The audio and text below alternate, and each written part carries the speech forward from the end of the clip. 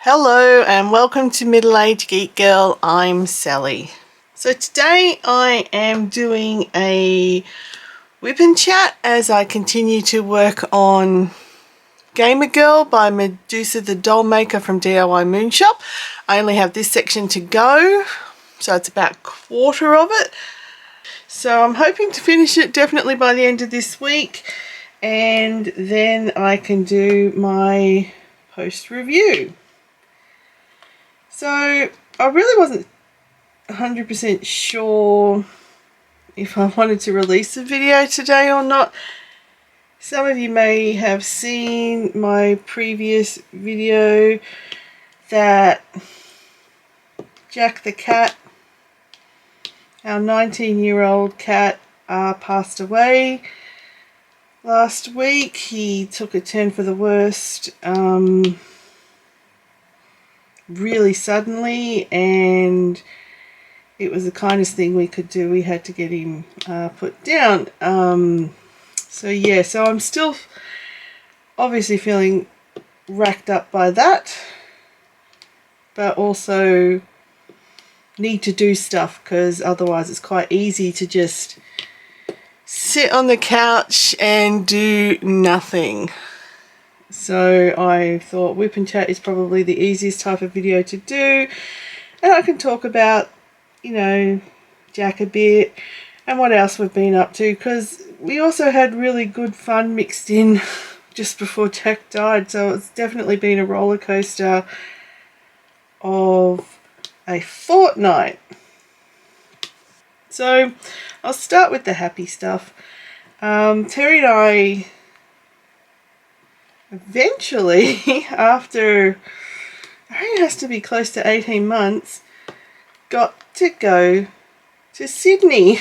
So for those who are overseas that might not know, I live in Melbourne, and I'm a Melbourne girl, born in Melbourne, raised in Melbourne, but Terry, most of you know by now, is my husband, and he is a Sydney boy, born and raised in Sydney.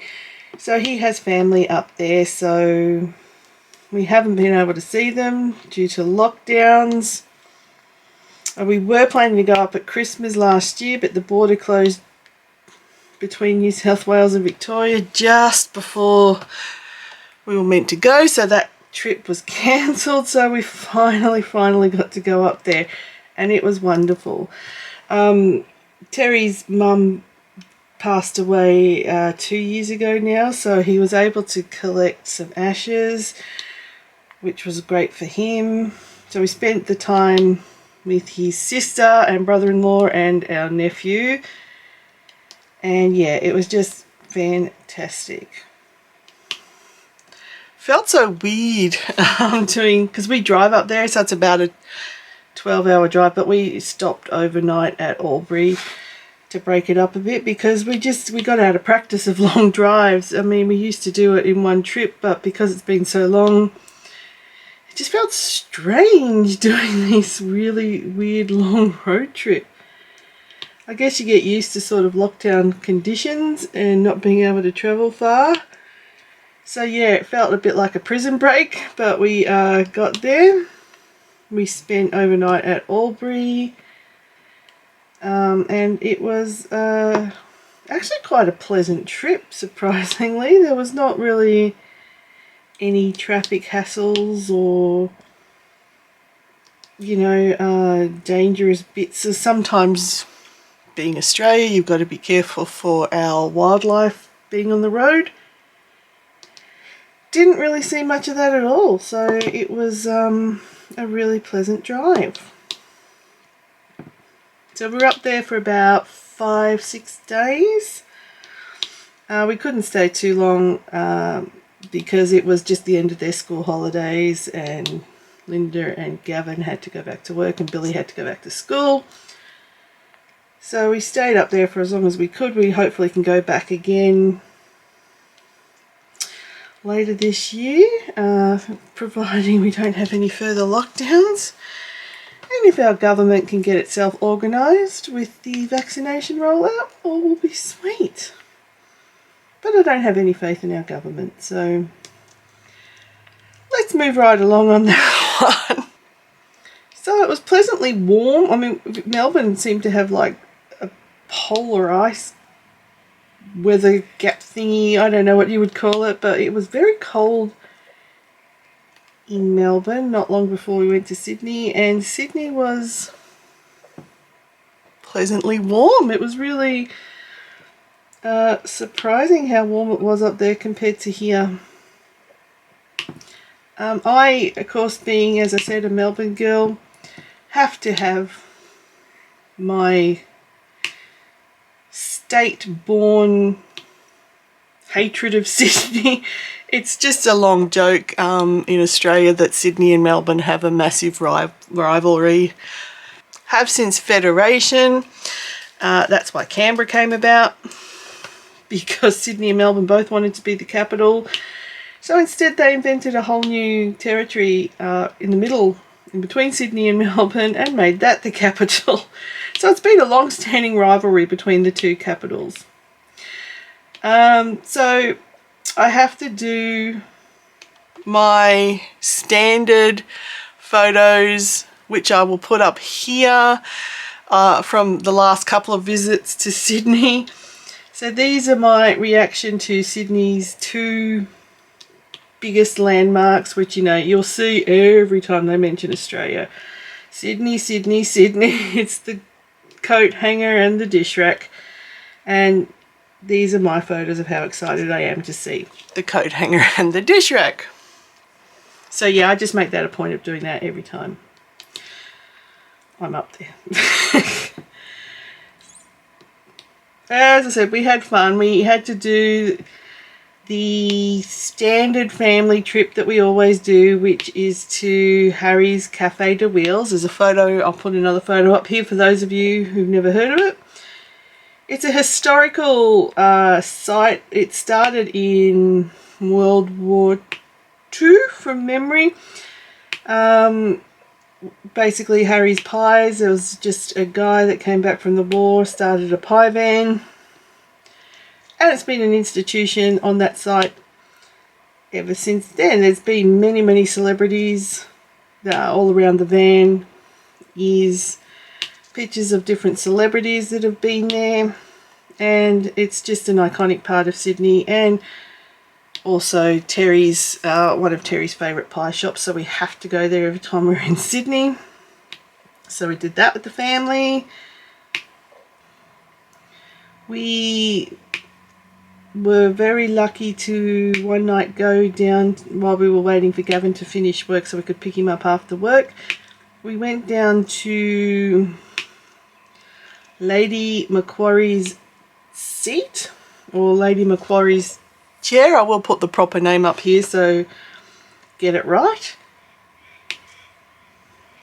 That's just a nice little park area where you have a view of the coat hanger and dish rack. There is also a lot of bats. That's one thing I do love about Sydney, is all the bats they have in their trees and botanical gardens. They're just flying overhead in the trees above us. They're awesome. I tried to capture some film, but it was night time, so it was a bit too hard to catch the film of them, but it was great. You could see them flying in the distance, and I just love bats, so I did love that. I'd love to have bats flying over here. That'd be awesome. But we don't. But while we were down at Lady Macquarie's chair, they had opera going, so we could hear the opera being sung. It was very loud indeed, so we got like almost a free concert. Couldn't see it, but we could hear it. It was being piped through, so that was cool. And we got a sudden fireworks show, which none of us were expecting. Well, we were basically right near the water where the pylons were for the fireworks, and they just went off and scared the shit out of all of us because we didn't expect it. But it looked awesome. It was beautiful. So that was just like a really great experience that none of us were expecting. That whole evening of hearing the opera and the fireworks and being with the family after so long really was magnificent and worth it. Because Billy was on school holidays and his mum and dad were working, Terry and I got to take him out and spoil him rotten, as aunties and uncles do. And because we're super cool auntie and uncle, if I do say so myself, we spoil him rotten. We went to the Lego shop, and because we had to buy him a birthday present, we were delayed in buying him a birthday present, so we bought him a McLaren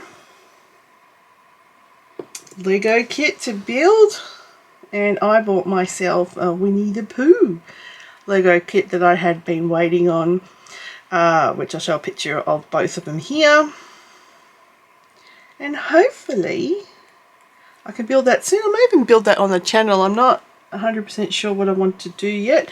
I might. It'd have to be a slow build type thing, or I could do a time lapse. Don't know. I'll work it out. Depends how I feel. Time to change colours. Let's go. I love the burgundies and the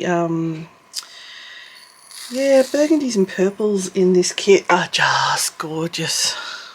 You probably can't see them very well because of the backlight, but you'll see them when I do my post review. So I'd love to show you some photos of the time spent with the nephew, but because YouTube is a bit funny with kids being on videos, I really can't show you anything. But we had an awesome time, and Billy and I have a thing we started ever since he was tiny, and he's 11 now, where we never take a serious photo. Even if there's a nice family portrait, we'll always be fooling the start that sentence again. Even if there is a nice family photo, we're the two idiots in the background pulling faces. So it's just, I started it with him when he was like tiny, and we've just kept it up for all of his life, and I love it.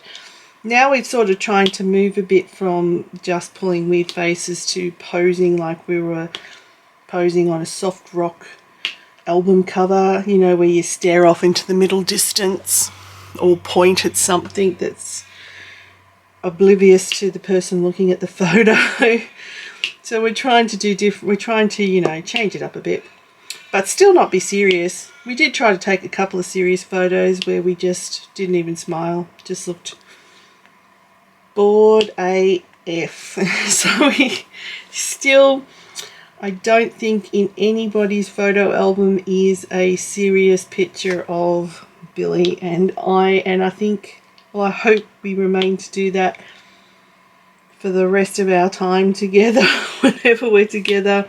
Even if I'm 80 and he's 50, I still hope we do it. It'll be awesome. So that's Sydney.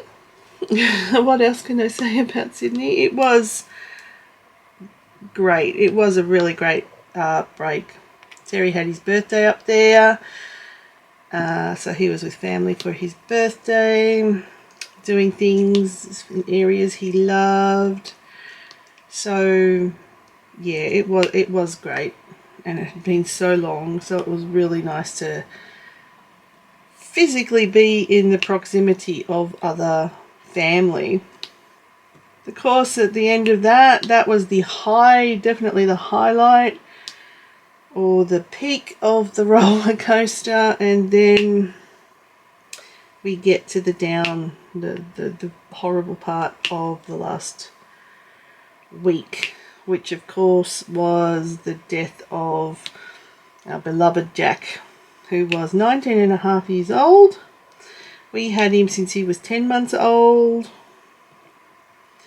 He was one charismatic mofo of a cat. there was a number of people that babysat him over the years if we had to do things, and everyone I know whoever babysat him is devastated at his death, which explains just what a cool cat he was. My parents were both crying when I told them. They both really sad. Of course, Terry and I are devastated, but we've still got Jill, so we have to keep an eye on Jill to see how she's coping. So far, she's a little bit more vocal and clingy. That's understandable because Jack was in her life her entire time with us. We got her at 2 months old and Jack was 9 at that stage, so yeah, this is new for her, being the only cat in the house. So we're giving her all the love we can. But, you know, I miss the furry bastard. He was a pain in the ass, but he was also extremely affectionate. And the best story I have about Jack was I never wanted him. I never wanted a cat at all. I was more of a dog person. But at that stage, Terry and I were both working, so we're like, cats are better on their own than dogs in a lot of ways. So we went to Lort Smith Animal Hospital, which is like a rescue here in Melbourne. We had a look and there was this silver tabby, 10 months old. Terry's like, that's the cat I want. And I'm like, I don't want a cat. So we sat in the office and they brought him in so we could meet him. And I'm still like, he was so friendly. He was all over us. He just had character and he knew how to smooch to people. And I was still like, don't want a cat, whatever, get what you want, don't want a cat. So we ended up getting him, picked him up, you know, I think a week later, because they do all of the desexing and microchipping and all of that stuff. Brought him home. I mean, he was adorable. There's no doubt about it. He was a good looking cat. But I still didn't want him. And I mean, I wasn't ignoring him or cruel to him, but I was like, you're a cat, I don't want you. And the story, well, the moment he changed my heart was I was homesick from work about a week after we got him. And I was quite ill. I was like on the couch. I could not move. Just really, really ill. And here comes this gorgeous little Jackie. Jumped up on the couch with me. Wasn't demanding play. Wasn't demanding attention. He just snuggled right beside me and stayed there pretty much for the whole day until Terry got home from work. And then he went and did his cat things because Terry was home to protect me or look after me. And that was a repeating pattern with him. But that was the moment I fell in love with him and went, well, okay, you've won my heart, you little bastard. You knew exactly how to get in there. And that was, as I said, a repeating pattern for him. Whenever I was homesick, or even after I stopped working and I was home with the mental illness stuff, he always did that. Like if Terry was still off at work, he would sit with me, you know, he'd get up to go to the toilet obviously and get some food or drink, but he never left my side all the way up until, well, the end really. If I was not well, he knew how to smooch and he knew how to be my guardian or my nurse. It was almost like he was looking out for me, and always stopped at the minute Terry got home to go and do cat things. Of course, Terry stopped working a few years ago as well, so there was less of that. But if I was sick, he would definitely smooch up to me still. And, it was all this sort of stuff that just made me fall in love with this little guy. The guy I never wanted, but the guy who knew how to win me over and became the best cat in the entire universe.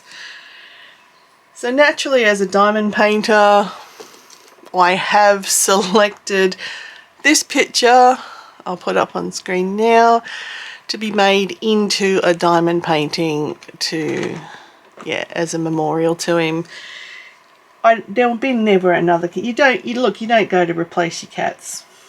because that's just wrong. You don't replace people, you get new people in your life. So we're debating whether or not eventually we'll need to get another cat. We're going to just wait to see how Jill goes. If she needs a companion, we'll definitely look at getting a companion. But if she survives okay on her own, look, I don't know. I don't want to bring a cat in too soon. I've got to be ready.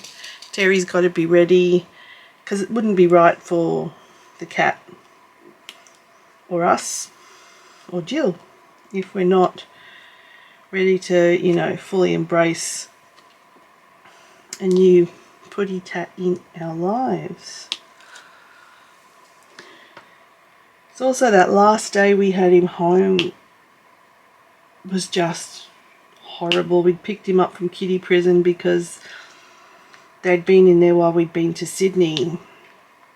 So I don't know if he was clinging on to be home one last time or what, but the vets had told us take him home, watch him for an hour, because he'd started to show bad signs in kiddie prison. We did that. All he was doing was walking around in circles. He was a robot. There was no Jack there. You know, he would always purr if we picked him up and hugged him. He just didn't respond. There was nothing. We'd call him, he'd sort of walk in the general direction, but you could just tell there was nothing there. He couldn't drink or eat. He just put his nose in those bowls, but he didn't have the mouth action to actually chew or drink. So we knew we had to do the right thing by him. They think it was either a bleeding brain tumour or a stroke. He did have a fit in January this year, the first one he'd ever had, but he bounced back so quickly that they didn't think it was anything more serious than low blood sugar. Because, yeah, the next day, or not even the next day, a couple of hours after it was like nothing happened. And that's what he was like. If he ever got injured, you'd have like a couple or 24 hours max of absolute panic that something bad had happened, and then he'll bounce up like nothing at all had happened, and you're like, what were you panicking for? So definitely think he used up his 9 lives. I thought he might live till 2021 because his health checks were always great. They never found anything seriously wrong with him. Bit of a heart murmur, but that was it. So I thought he might have lived long enough to be like 100 in human years and turn into a yokai.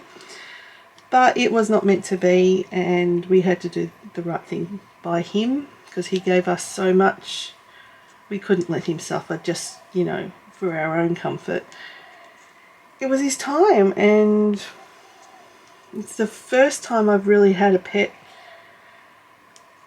like an independent pet, die. I mean, he was Terry's and my pet, but he was our pet, and like the only other pet was Sam, who was my parents' dog, so that was sad. But this one just felt so much deeper because he was, you know, in our house for 19 years. He was part of what made our house. When Terry and I bought the house we live in, that was the next thing we said we had to do, was get a pet, and Jack was that boy. So yeah, it's I still feel it. So like, I'm sorry if my voice is going funny or if I sound a bit flat when I'm talking about it, because obviously I still feel it. But you know, I need to talk about him because he was the best boy. And when I do get my diamond painting in, I've gone through